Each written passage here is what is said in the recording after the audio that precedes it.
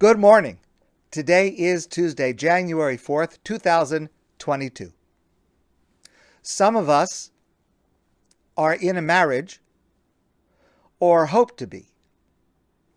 Marriage requires work, effort, and good advice. So here is some good advice that I and everyone else need to hear, especially now. Now, this advice applies primarily to marriage, but it is also relevant to other relationships. And I want to share with you part of an essay written by Heather Havrilesky that appeared in last week's New York Times. Heather is married to a man named Bill. And she writes, after 15 years of marriage, you start to see your mate clearly, free of your own projections and misperceptions. This is not necessarily a good thing. Surviving a marriage requires turning down the volume on your spouse so you can barely hear what they are saying.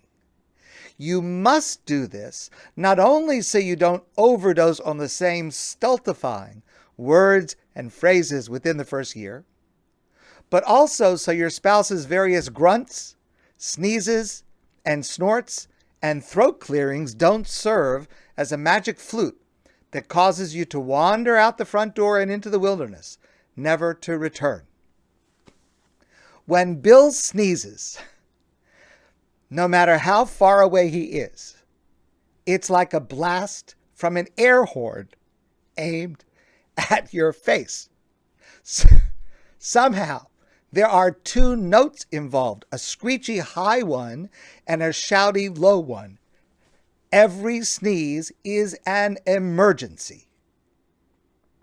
Bill also clears his throat constantly. He's just a phlegmy guy in general. I can almost get away with being this mean about him because he has remained the same amount of smart and kind and extremely attractive that he was when I met him 17 years ago. This is just how it feels to be doomed to live and eat and sleep next to the same person until you're dead. Do I hate my husband? Oh, for sure. Yes, definitely.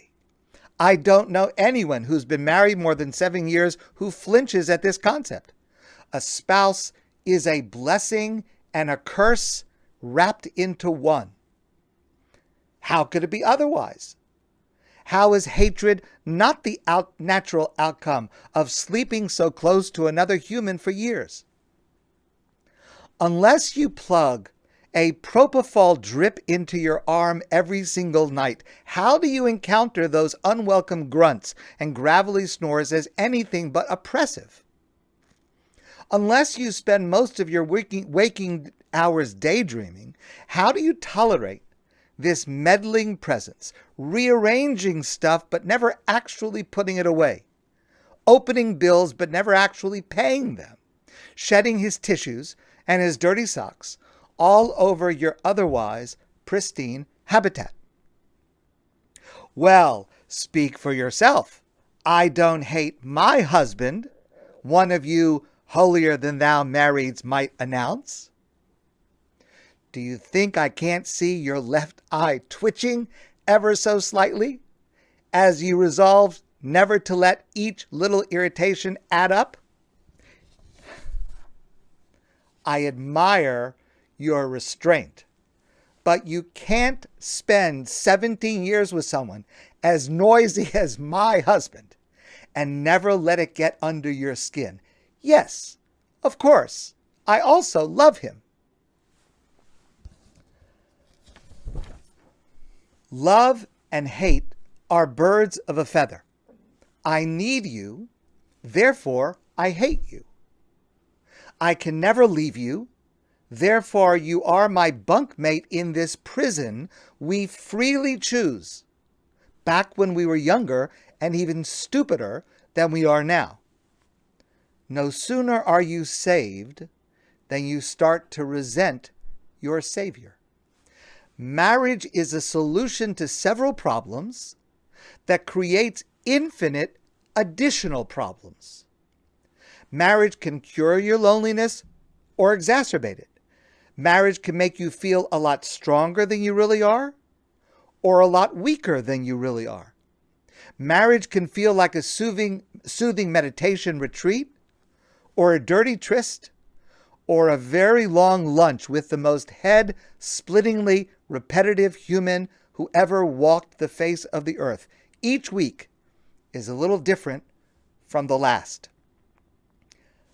Marriage requires amnesia, a mute button, a filter on the lens, a damper, some blinders, some bumpers, some earplugs, a nap. And when Bill says the wrong thing, I think, forgive him. Forgive yourself. Let it go. It's harder than it sounds. But during those conversations with myself, Bill looks handsome to me again. He sounds like someone I'm still in love with. The feeling comes back. The camera zooms in. The lens sharpens. Charming little details emerge. I remember why I chose him.